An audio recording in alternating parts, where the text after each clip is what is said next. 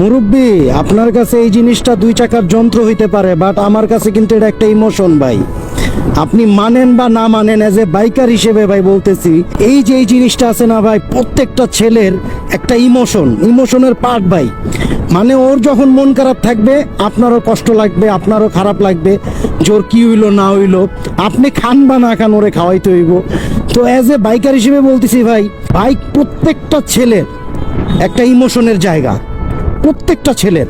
মানে এর থেকে আর কিছু বলার নাই ভাই। এমন একটা যন্ত্র যার আছে ভাই, ওই বুঝে যে কতটা ভালো লাগার এই জিনিসটা, কতটা ভালো লাগে।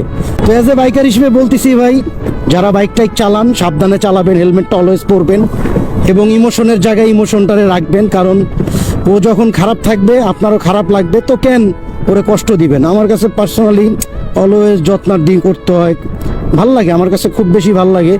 কারণ ওরা আদর করতে পারলে আমার নিজেরও ভালো লাগে। যারা বাইক টাইক ভালোবাসেন তারা ভিডিওটা পারলে একটু শেয়ার করে দিয়েন। That's it.